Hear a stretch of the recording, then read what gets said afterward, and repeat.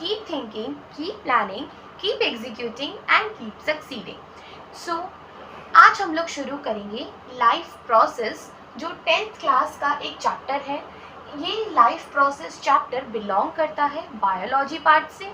इसमें हम लोग जानेंगे कि लाइफ में ऐसे कौन कौन से प्रोसेस होते हैं जिससे एक लाइफ चलती है, एक लाइफ कंटिन्यू होती है, और एक लाइफ में कुछ ऐसे प्रोसेस होते हैं जो हिंट करते हैं कि लाइफ है।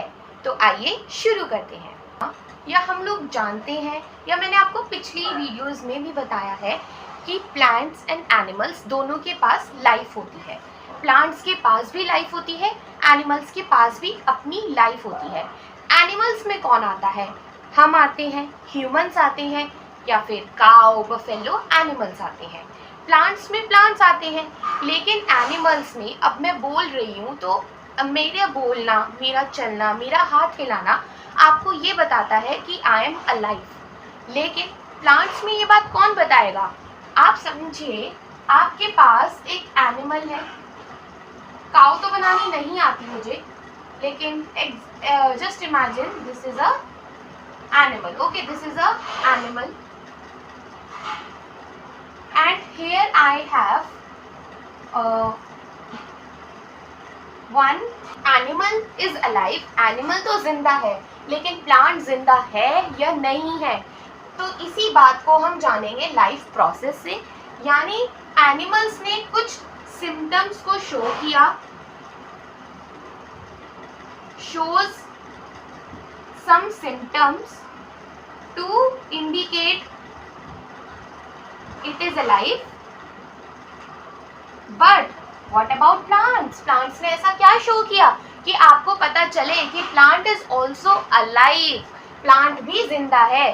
तो it perform certain functions. Plant आपको ग्रोथ शो करेगा, प्लांट में ग्रोथ होगी, या तो प्लांट की हाइट बढ़ जाएगी, या फिर प्लांट कुछ आपको फ्रूट्स देगा, छोटी छोटी उस पर फूल आने शुरू हो जाएंगे। वो कुछ तो कुछ ऐसा शो करेगा कि आपको पता चल जाए कि प्लांट जिंदा है। उसमें लीव्स कैसी होंगी? ग्रीन कलर की होंगी। ऐसा बोलते हैं ना कि प्लांट मुरझा जाएगा, उसको पानी दो, नहीं तो उसकी पत्तियां सूख जाएंगी। सूख जाएंगी मतलब प्लांट ने अपना पानी ट्रांसपोर्ट करना, मिनरल्स, न्यूट्रिशन का ट्रांसपोर्ट करना बंद कर दिया। बंद कर दिया तो how can a plant alive? तो उसने कुछ सिम्टम्स को शो किया प्लांट में, जैसे ग्रोथ को, उसकी लीव्स ग्रीन है, या उसमें फ्रूटिंग हो रही है। तो उससे हमें पता चलता है कि the plant is also alive. Is that clear to you? भाई, हमारी एक ऐसी मूवमेंट जिसे हम लोग देख पा रहे हैं, we can see this. But what about the मतलब इनविजिबल मूवमेंट, जिस मूवमेंट को आप अपनी आंखों से नहीं देख सकते, यानी कि इनविजिबल मूवमेंट। कौन सी मूवमेंट? Invisible movement. ये कौन सी मूवमेंट होगी? देखो, मैंने आपको सेल पढ़ाते हुए, टिश्यू पढ़ाते हुए बताया था कि एक लिविंग ऑर्गेनिज्म बनता है ऑर्गन सिस्टम से। ऑर्गन सिस्टम बनता है ऑर्गन से, ऑर्गन बनते हैं टिश्यू से, टिश्यू बनता है सेल से, और एक सेल के अंदर होते हैं बहुत सारे सेल ऑर्गेनल्स, जैसे कि mitochondria, plastids, Golgi bodies, vacuoles, ribosomes. इन सब का क्या होता है? मूवमेंट होता है। अगर आपको इन सेल ऑर्गेनल्स के बारे में नहीं पता तो you can also see the video on cell. Cell वाले चैप्टर को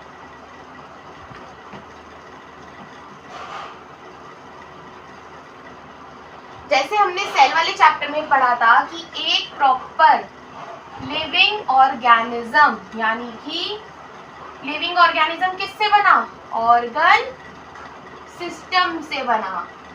ऑर्गन सिस्टम किससे बना था? ऑर्गन से मिलके। ऑर्गन्स किससे बने थे? टिश्यू से बने थे। टिश्यू किससे बनी थी? सेल से बनी थी।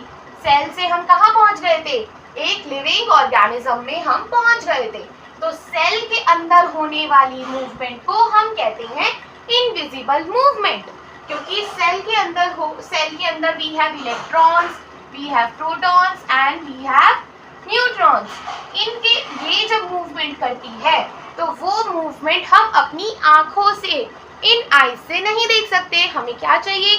माइक्रोस्कोप चाहिए, हमें बहुत सारे लैब की रिसोर्सेज चाहिए इन चीज़ों को देखने के लिए। इसलिए इन मूवमेंट्स को कहते हैं इनविजिबल मूवमेंट। और जब ये इनविजिबल मूवमेंट होती है तब भी हमें पता चलता है कि एक लाइफ है, कहीं पे तो कुछ प्रोसेस हो रहा है।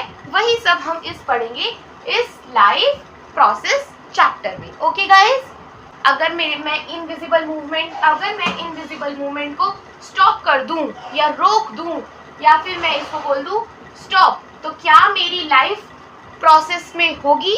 लाइफ वहां पे चल रही होगी? तो एक ट्रू बायोलॉजिस्ट आपको बोलेगा नो।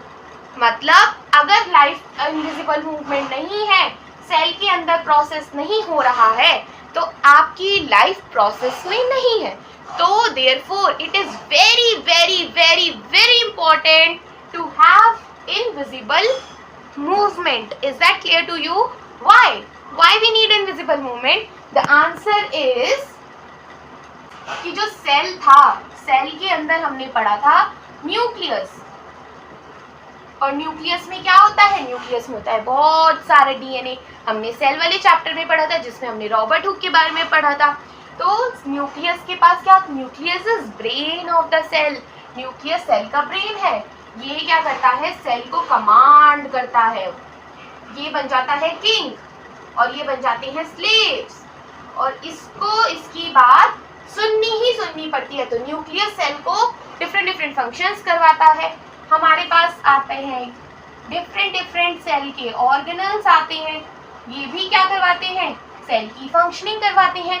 माइटोकॉन्ड्रिया से एनर्जी मिलती है तो सेल फंक्शन कर पाता है। गोल्जी बॉडीज ट्रांसपोर्टेशन का काम करती है। राइबोसोम्स प्रोटीन्स बनाते हैं, है ना? तो ये सारी चीजें किसके अंदर हो रही हैं? सेल के अंदर हो रही हैं।